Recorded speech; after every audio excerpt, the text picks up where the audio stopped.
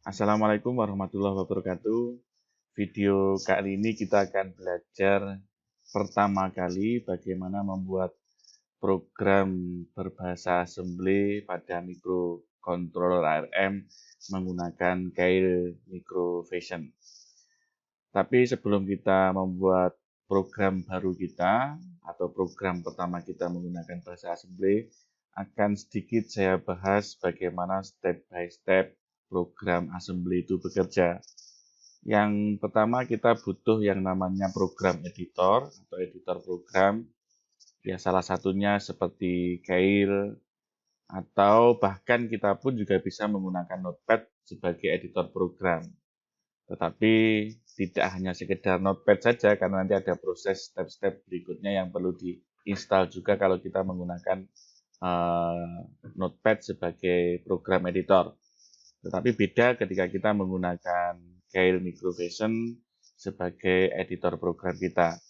Nah, karena kita menggunakan instruksi bahasa assembly, maka file yang dibutuhkan adalah file assembly, yaitu dengan ekstensi .asm atau .a. Nah, untuk Keil, ekstensi file bahasa assembly-nya adalah .a. Misal di sini saya punya program, saya letakkan program assembly saya di file myfile.a. Nah, setelah kita membuat listing program yang kita letakkan di myfile.a, program tersebut akan diproses oleh yang namanya assembler program atau program assembler. Assembler program ini memiliki fungsi merubah instruksi-instruksi bahasa assembly menjadi bahasa mesin yang output filenya kita sebut sebagai file object dengan ekstensi .o. Misal seperti ini, di inputnya assembler program ini ada myfile.a, kemudian diproses oleh assembler, yaitu merubah bahasa assembly menjadi bahasa mesin, menjadi myfile.o. Nah, kalau myfile.o ini kita buka, ya isinya bahasa mesin. Kita tidak akan paham apa bahasa tersebut, karena tentu bahasa mesin cukup susah dihafalkan. Kalau dimengerti di beberapa video nanti akan kita bahas tentang bahasa mesin itu sendiri. Selain assembler program menghasilkan myfile.o, assembler juga menghasilkan myfile.lst atau .list. myfile.list ini atau myfile.lst ini atau file list itu kurang lebih isinya sama dengan myfile.a. Bedanya kalau list ini ada urutan-urutan nomornya. Sedangkan kalau myfile.a tidak ada nomornya. Jadi kurang lebih sama. myfile.lst ini atau file list ini kurang lebih sama, sehingga assembler versi 6 itu tidak mengeluarkan myfile.lst ini. Karena memang ini sangat jarang sekali dibutuhkan. Tapi yang jelas assembler program akan menghasilkan file object yaitu myfile.o. Kalau kasusnya di sini file saya adalah namanya myfile. Kemudian file object ini akan diproses lagi oleh yang namanya program linker. Apa itu program linker? Program linker adalah menggabungkan dari beberapa file object. Jadi misal saya punya dua file object ini, yang pertama adalah myfile.o, terus yang kedua misal adalah otherfile.o, maka dua file ini akan digabungkan oleh linker menghasilkan file image dan file map. File image ini secara default di Keil akan menghasilkan dengan ekstensi AXF. Secara default akan menghasilkan file dengan ekstensi ini, AXF, tetapi kita juga bisa setting atau yang ada di menu pada Keil untuk menghasilkan, menggenerate myfile.hex atau dengan ekstensi hex atau hexafile. Nah, file image inilah yang akan nanti di burning atau di-upload atau dimasukkan ke dalam memori flash. Sedangkan apa itu myfile.map? Myfile.map itu kurang lebih isinya peta terkait dengan penggunaan memori, baik memori flash maupun memori RAM. Di myfile.map juga nanti akan diketahui berapa memori flash yang kita gunakan untuk instruksi-instruksi bahasa assembly, juga diketahui kapasitas memori flash yang kita gunakan untuk konstanta, yaitu variabel yang tidak berubah. Kita juga bisa mengetahui kapasitas RAM yang kita gunakan, baik untuk variabel yang sudah ada inisialisasi, ada nilai angkanya, maupun variabel yang tidak ada inisialisasi angkanya. Itu kegunaan myfile.map hanya sebagai monitoring saja. Nah, yang perlu digarisbawahi di sini, linker program hanya menghasilkan file image yang akan di burning di memori flash. Jadi tidak bisa linker program itu menghasilkan dokumen yang nanti dokumen tersebut diletakkan di RAM. Tidak bisa, karena kita tahu bahwa RAM atau SRAM yang ada di mikro itu sifatnya volatil atau mudah menguap atau mudah hilang jika mikro tersebut tidak ada suplainya, tidak ada catu dayanya.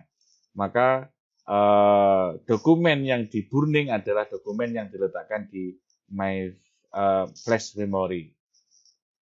Oke, itu saya kira cukup adik-adik mengetahui proses step by step bagaimana program assembly bekerja. Jadi kalau kita menggunakan Notepad, kita butuh yang namanya program assembler dan program linker. Kita harus ada tahapan-tahapan sendiri atau menginstalnya. Berbeda kalau kita membangun program assembly dengan menggunakan Keil Microvision, maka sudah dapat paket lengkap. Di situ juga ada editor programnya, ada assemblernya, ada linkernya. Kita tinggal menggunakan, sudah nanti menghasilkan file image berupa .asf dan .hex. Oke, selanjutnya. Nah, file image tadi, yaitu .hex maupun .asf, itu akan di burning di memori flash ini. Kita di video sebelumnya sudah saya bahas terkait dengan memori. Memori flash dibagi dari beberapa bagian. Ini keseluruhannya adalah memori flash ya, mulai dari 0 sampai 1F, FF ini adalah memori flash. Masing-masing bagian sudah saya bahas di video sebelumnya. Program tadi, file image tadi akan di burning di flash memory di sini, mulai dengan alamat address-nya memori 08000000 sampai maksimalnya jika program kita banyak, sampai maksimalnya tidak boleh melebihi 080001FFFF. Jadi akan di burning di sini.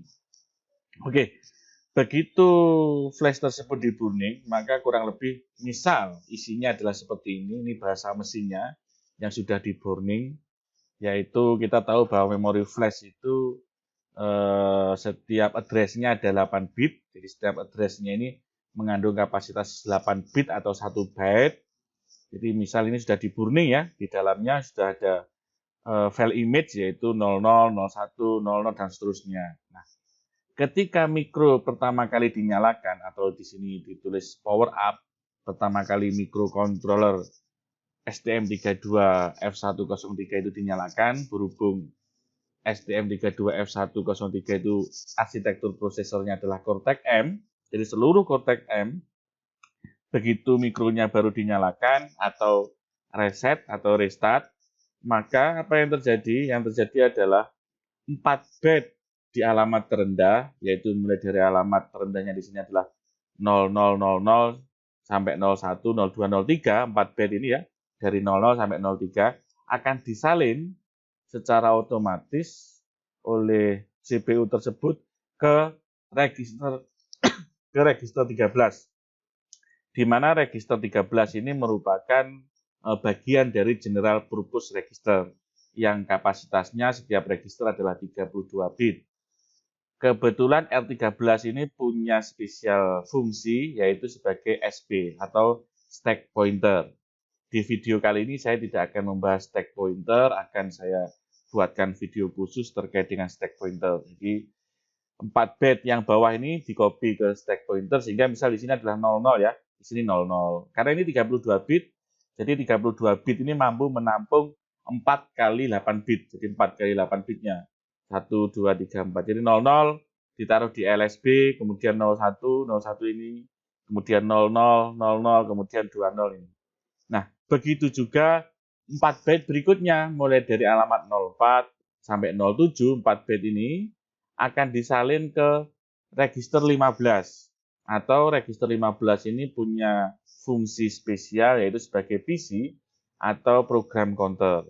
Ini kita disalin di sini oleh CPU, jadi misalnya di sini 08, ini 08, 00, 00 ya.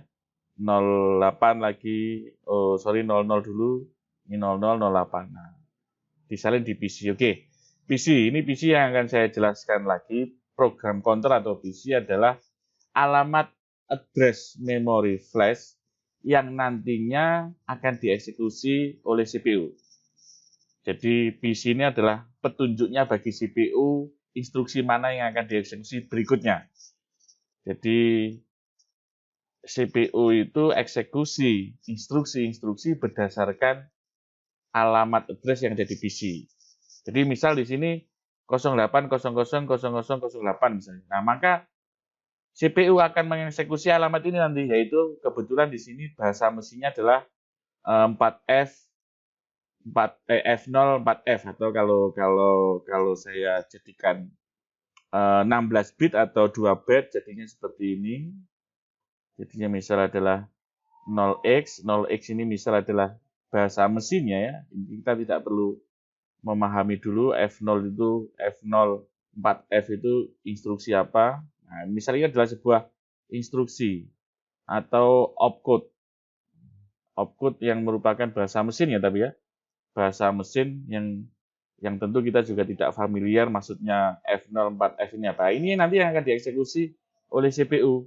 Karena CPU eksekusi sebuah instruksi berdasarkan address yang ada di program counter.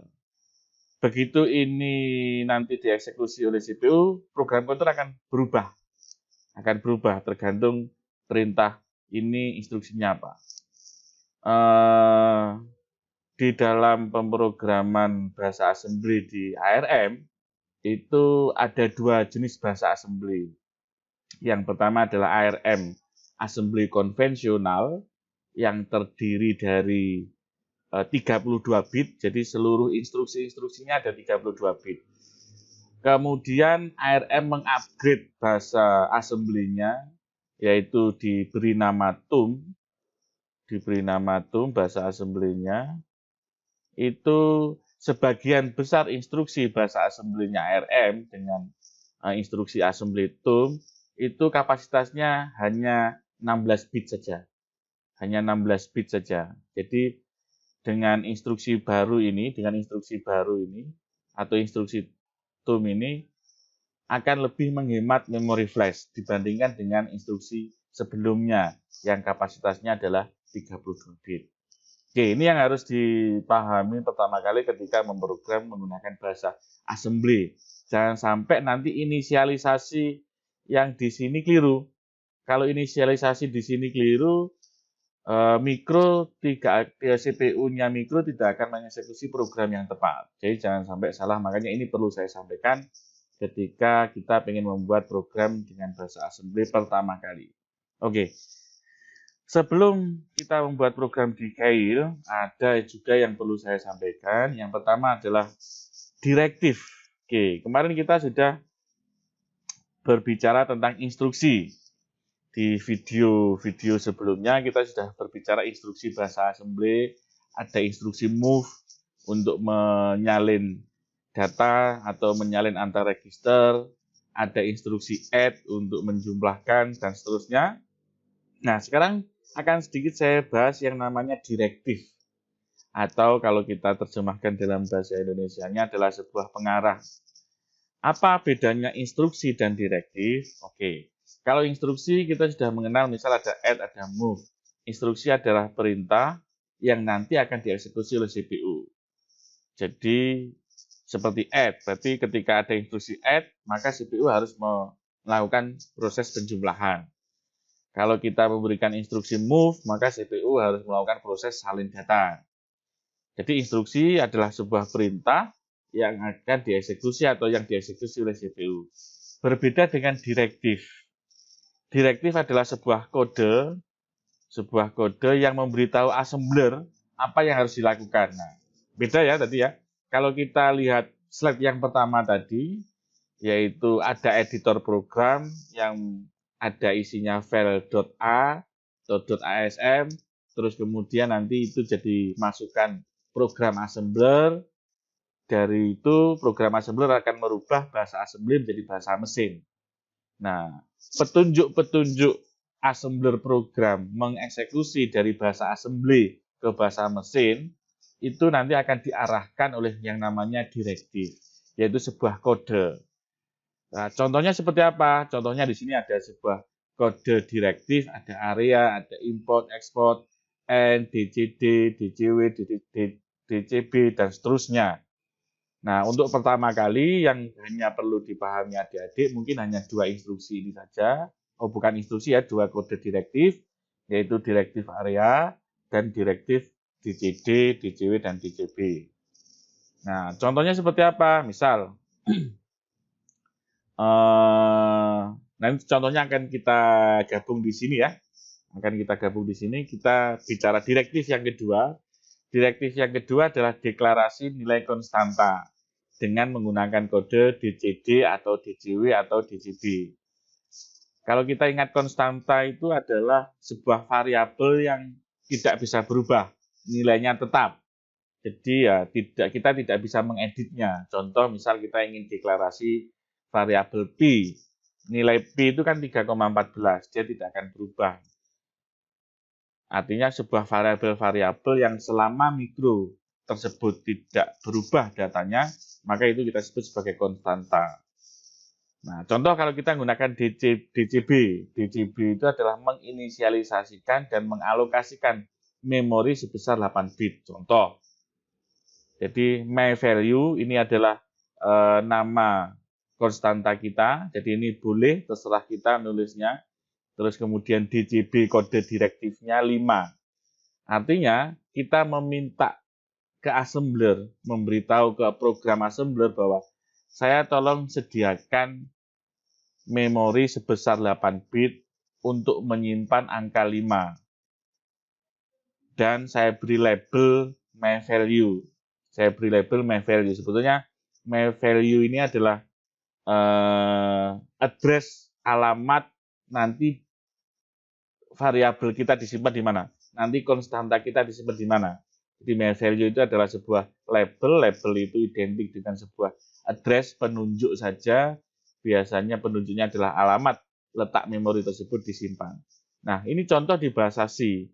Kalau kita menggunakan instruksi bahasa assembly seperti ini, my value DCB5 misalnya, maka di bahasa C biasanya kita sering membuatnya seperti ini, const, ini kependekan dari konstan ya. Nama tipe datanya adalah unsigned, yaitu di sini adalah 8 bit, dan namanya adalah my value, kemudian isinya adalah 5. Maka my value ini tidak bisa kita rubah. Tidak bisa kita rubah menjadi 4, menjadi 7, dan seterusnya. Ya, selamanya my value akan bernilai 5, karena di sini ada konstannya, ada constnya. Kecuali di sini tidak ada konstannya, maka my value bisa dirubah-rubah. Kalau itu tidak dinamakan konstanta, melainkan variabel. Nah, itu DCB. Jadi kita meminta assembler untuk mengalokasikan memori sebesar 8 bit untuk menyimpan nilai sebesar 5. Dan labelnya my value. Jadi ketika nanti kita membutuhkan data ini, kita tinggal manggil my value. Yang sebetulnya my value ini adalah pointer penunjuk alamat variabel ini, konstanta ini disimpan di mana. Selanjutnya DCW. Kalau DCW sama kurang lebih dengan DCB, hanya beda kapasitasnya saja. Kalau DCB kapasitasnya 8 bit, sedangkan DCW kapasitasnya adalah 16 bit. Contohnya seperti ini, my value DCW spasi 25425 gitu ya, misal. Karena ini nilai 25.425 ini sudah tidak muat lagi kalau disimpan di 8 bit. Sehingga kita butuh kapasitas memori yang lebih besar, yaitu 16 bit atau 2 byte. Contoh di dalam bahasa C, const unsigned short my value sama dengan 25.425. Ini contoh kalau dalam bahasa C, atau biasanya juga bisa menggunakan istilah define underscore define ya pagar. Kalau pakai bahasa Bahasa C itu ada juga yang bikin konstanta pakai istilah define ini ya. Diawali dengan pagar. Define misal my value 25 425. Seperti ini juga boleh kalau pakai bahasa C. Terus kemudian bagaimana kalau DCD? DCD kapasitasnya lebih besar lagi, yaitu 32 bit. Contohnya seperti ini, my value DCD 123.456. Kalau bahasa C, const unsigned long my value 123, misal 123.456. Karena 8 bit sudah tidak bisa menampung data ini, sehingga kita membutuhkan alokasi memori yang lebih besar lagi. Nah, ini directive area. Directive area adalah memberitahu assembler untuk mendefinisikan atau mengalokasikan sebagian dari sebuah memori. Di memori flash itu nanti kita bisa kita bagi-bagi, karena memori flash itu punya dua kegunaan. Kalau kita lihat dari segi kegunaan untuk menyimpan sebuah data ataupun instruksi. Kegunaan pertama adalah untuk menyimpan sebuah instruksi. Instruksi adalah suatu perintah yang akan dikerjakan oleh CPU. Itu juga bisa kita simpan di memori flash. Kemudian data. Data ini juga kalau sifatnya dia konstanta yang tidak bisa berubah, maka akan disimpan di memori flash. Tapi kalau kita mau menyimpan variabel, yaitu sebuah data yang bisa dirubah, nanti akan dialokasikan di memori SRAM. Kegunaannya directive area atau pengarah area adalah untuk membagi-bagi memori untuk program areanya di mana saja, memori untuk data konstanta areanya di mana saja, begitu juga dengan variabel yang bisa dirubah-rubah cakupan areanya di mana saja. Itu kegunaan directive area. Formatnya atau sintaknya adalah seperti ini. Kodenya kita tulis area, huruf besar semuanya. Kemudian wilayah areanya kita tulis, ini boleh ditulis sembarang, terserah kita ya. Kemudian ada atribut 1, atribut 2. Atribut 1, atribut kedua ini adalah keterangan. Keterangan area, apakah wilayah memori itu berupa kode, berupa instruksi, apakah wilayah memori itu nanti kita minta jatah untuk data, untuk konstanta, itu kita sebutnya adalah atribut. Langsung saja misal contoh di sini. Di sini ada directive area, spasi my program misalnya. My prog ini terserah kita mau beri nama apa saja boleh. Terus kemudian koma code. Code ini adalah atribut. Yaitu artinya kita minta mengalokasikan kepada assembler, yaitu kita beri nama alokasi memori tersebut yaitu my prog. Kita gunakan untuk code, untuk sebuah instruksi yang sifatnya read only. Karena yang namanya code, yang namanya program, instruksi, ya ada di memori flash, sifatnya pasti read only, hanya sekedar dibaca. Kita tidak bisa merubah ketika mikro itu berjalan. Contoh yang berikutnya adalah misal area my data. Sifatnya di sini alokasi yang diminta adalah bersifat data. Datanya read only. Karena memang data ada read only sama read write. Kalau read only berarti dia data variabel yang tidak bisa dirubah. Kita sebutnya adalah konstanta. Contohnya tadi seperti itu, konstanta. Di sini sudah ada contohnya juga ya, misal data 1 DJB 123. Maka sebelum kita inisialisasi dan mendeklarasikan sebuah konstanta, di atasnya harus kita beri keterangan. Kita minta jatah dulu supaya assemblernya tahu bahwa di bawahnya ini adalah sebuah data yang sifatnya read only. Oke, saya kira itu cukup pengantar sebelum kita membuat program baru. Selanjutnya kita langsung saja buka Keil Microvision.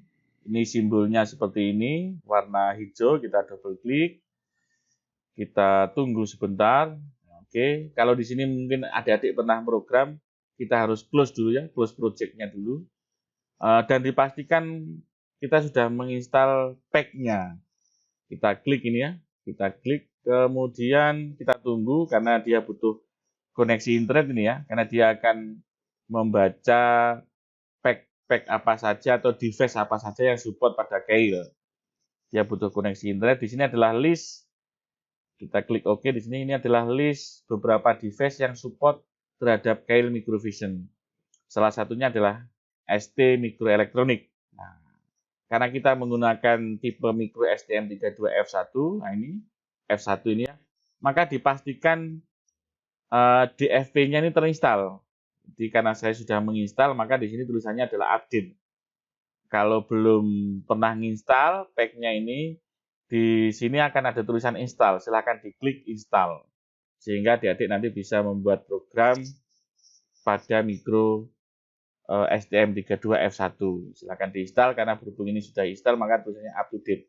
Contoh di sini ini belum terinstall, maka harus diinstal. Tapi untuk program dasar yang dibutuhkan hanya DFP ini aja.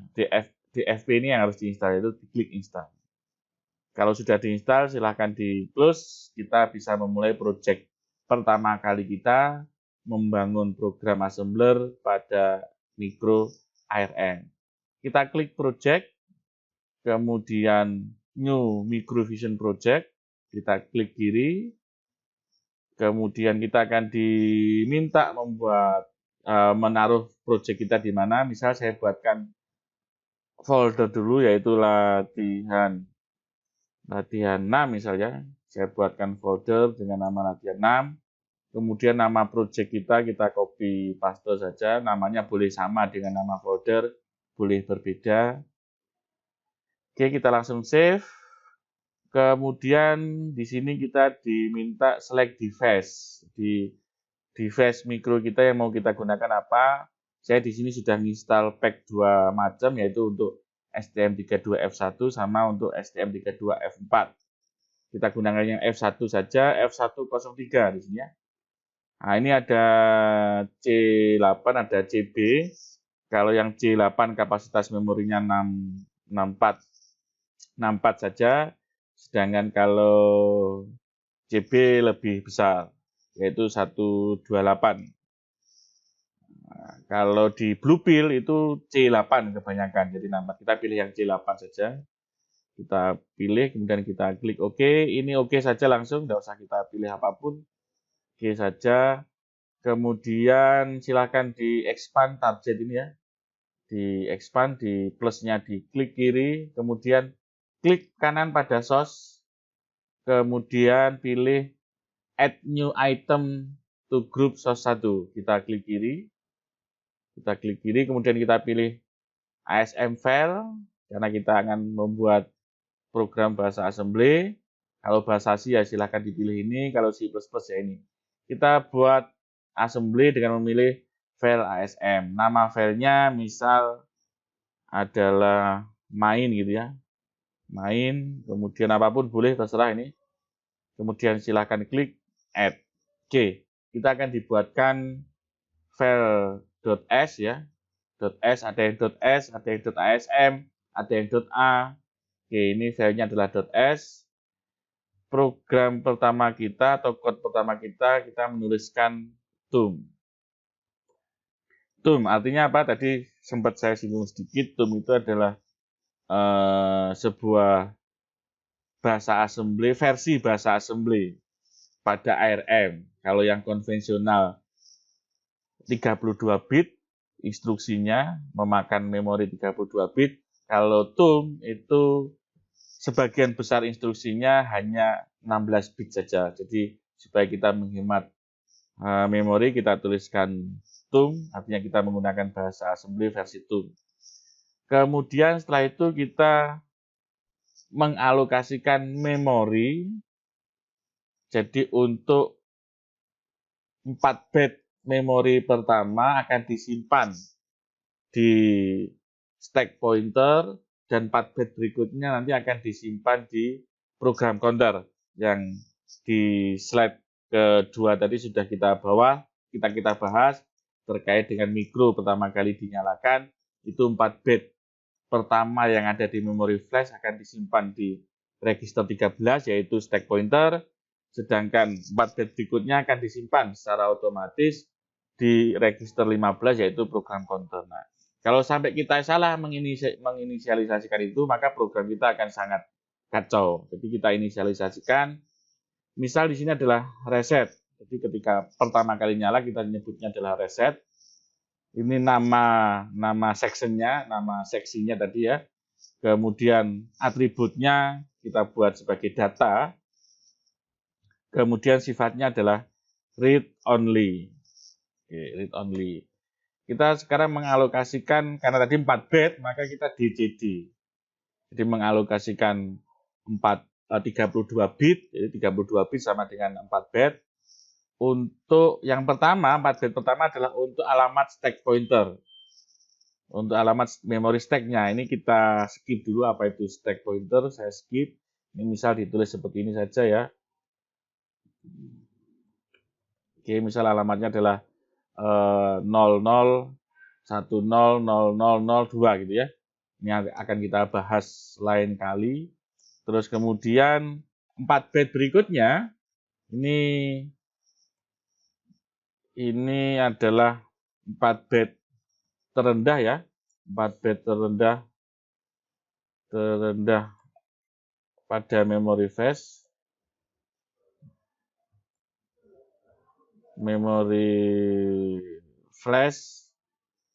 Yang akan disalin ke R13 yaitu sebagai stack pointer.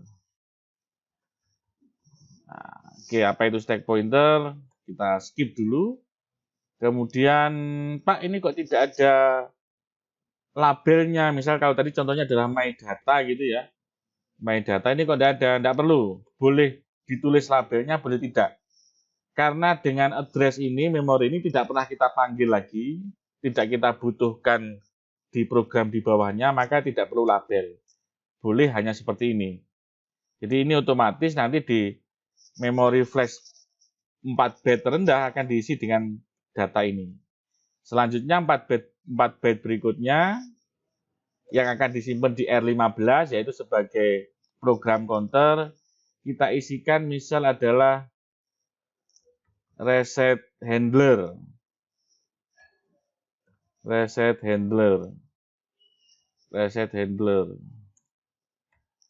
Misal namanya adalah reset handler. Reset handler itu adalah memanggil sebuah address yang diberi label reset handler. Maka di bawah juga harus ada reset handler. Jangan sampai di bawah tidak ada reset handler. Misal program pertama kali yang harus dieksekusi oleh CPU adalah menyalin data, yaitu R0 move spasi R0 dengan bilangan langsung yaitu sebesar 5 misalnya. Terus kemudian move R1 diisi dengan 2 misal, terus kemudian kita jumlahkan R0 dan R1, kita letakkan hasil penjumlahannya di R2. Ini tempat untuk menyimpan hasil penjumlahannya, kita tambahkan R0 dan R1. Jadi ini artinya nanti R2 itu akan digunakan untuk menyimpan hasil penjumlahan R0 plus R1. Terus kemudian kita buat program itu looping selamanya kalau sudah selesai misinya ya. Loop forever gitu ya. Ini terserah kita memberi nama seperti apa. Branch lompat, ini kode atau perintah untuk lompat ke loop forever. Nah, dia nanti akan looping di sini terus. Terus ada direktif terakhir yaitu N. N ini adalah direktif untuk memberitahu ke assembler program kita sudah selesai. Harus dikasih N, tidak boleh tidak dikasih N. Nah, karena ini instruksi-instruksi ini harus disimpan di memori flash, maka kita harus mengalokasikan instruksi-instruksi ini ke memori flash, yaitu memberitahu assembler bahwa di bawah ini adalah sebuah program, yaitu kita tulis sebagai code. Nah, namanya tidak boleh sama, karena di sini sudah ada nama area memori data namanya reset, ini tidak boleh sama reset. Misal di sini boleh kita tulis my code, gitu juga boleh, sembarang, terserah, yang penting berbeda dengan reset. Oke, ini boleh langsung kita build, rebuild atau build juga boleh. Nah, kebetulan di sini ada warning. Oke, warning pertama tidak ada entry point-nya. Maka di sini kita beri entry point. Entry, apa itu entry point? Entry point itu program pertama kita. Instruksi yang akan dieksekusi pertama. Ini kalau di dalam bahasa C seperti void main. Kalau adik-adik pernah mengerjakan project pakai bahasa C, seperti void main. Nah, seperti ini. Sepertinya awal pertama kalinya program kita masuk, kita menggunakan entry. Nah, reset handler ini merupakan pointer penunjuk instruksi move ini ada di alamat berapa. Maka 4 bit kedua setelah ini, itu nanti akan langsung otomatis diisi oleh alamatnya move ini. Jadi sebetulnya bahasa assembly itu kan diawali dengan label, instruksinya baru operan. Jadi bahasa assembly itu kan strukturnya adalah diawali dengan label ya, diawali dengan label, kemudian spasi, operation kode atau opcode gitu ya, instruksi-instruksi ini yang kita sebut sebagai opcode, move, add gitu ya. Kemudian bisa jadi ada operannya. Operannya bisa jadi 1 atau bahkan tidak ada operannya. Contoh tidak ada operannya kan, kebetulan di sini tidak ada. Kalau B ini ada operannya adalah loop forever, misalnya ada operan 1, bisa jadi juga ada operan 2, bisa jadi ada operan 2, bisa jadi juga ada operan ketiganya. Operan ketiga lah. Misal di sini ya, R2 ini adalah operan 1, R0 ini adalah operan 2, R1 adalah operan ketiga. Add-nya ini adalah opcode. Nah, kebetulan di add ini tidak diberi label, kosong. Sedangkan move, ini labelnya adalah reset handler. Ini boleh sebetulnya ditulis seperti ini. Nah, seperti ini juga boleh. Cuma biar seragam saja saya tulis seperti itu. Boleh juga ditulis seperti ini. Nah, boleh ditulis seperti ini. Monggo bebas mau seperti apa bentuknya. Ini supaya seragam, supaya satu tab sama gitu ya. Saya bikin seperti ini. Oke. Ini juga boleh seperti ini. Boleh seperti ini. Berarti instruksi branch ini, instruksi lompat ini, itu labelnya adalah loop forever. Karena nanti brand ini disuruh lompat kemana? Loop forever. Ya, muter di sini aja. Nah, DCD, kita pesen alokasi memori 4 bit, diisi alamatnya reset handler. Reset handler ini adalah alamat addressnya memori move. Oke, kita build lagi. Sekarang warningnya tinggal 1. Yang penting sebetulnya adalah errornya 0. Kalau error 0 ini kita masukkan mikro, kita burning ke mikro, insya Allah sudah tidak masalah, tidak problem. Nah, kecuali kalau ada error, baru kemudian tidak akan dieksekusi, tidak akan digenerate menjadi image file, tidak akan digenerate menjadi file.axf ataupun .hack. Walaupun ada warningnya. Oke, warning ini berbicara tentang linker sebetulnya. Berbicara tentang file scatter. Kita double klik saja. Nah, ini yang bikin masalah kita rubah seperti ini. Yang bintang ini kita ganti main. Main ini adalah nama filenya ini ya, nama filenya ini main. Kemudian main ini terdiri dari wilayah area reset, yaitu ini area reset ya. Terus kemudian ini kita copy, terus yang bawahnya ini kita hapus saja. Bawahnya ini kita hapus. Terus selain area reset, di main ini juga ada my code. Ini kita copy, di sini my code. Karena first program ini hanya reset yang pertama, ini kita hapus. Jadi dibuat seperti ini. Kemudian langkah selanjutnya klik tombol option for target ini. Kemudian linker, klik linker. Oke, ini tidak perlu dicentang. Kita hilangkan centangnya. Nah, kita akan mengedit file latihan _6, nama project kita .sct. Ini adalah file scatter. Oke, kemudian kita klik edit ini aja. Kemudian kita klik OK. Kemudian kita save all. Ini boleh di close, kemudian di build. Oke, sekarang 0 error, 0 warning. Nah, nanti kalau area kita tambah, maka file scatter tadi juga harus kita edit. Jadi sekarang sudah 0 error, 0 warning. Oke, kita tanpa perlu punya mikro STM32F103, kita sudah bisa mensimulasikannya. Caranya bagaimana? Kita tekan option for target lagi, kemudian debugger, kemudian di sini kalau kita menggunakan U-Link atau SD-Link untuk burning file image kita ke dalam mikro, tetapi karena kita sekarang simulasi menggunakan simulator atau tidak menggunakan mikro perangkat keras sesungguhnya, kita pilih use simulator. Kita pilih OK. Nah, secara default juga sebetulnya program kita itu nanti akan diletakkan di memori 08000000. Bisa kita cek di option for target ini. Nah, di sini start untuk memori area read only, yaitu ROM memory, yaitu memori flash, itu ada di alamat ini startnya, kapasitasnya ini. Ini kalau kita heksakan, ini bilangan heksa ya, kalau kita desimalkan nilainya adalah 64. Berarti kapasitas memori flash kita adalah 64 KB.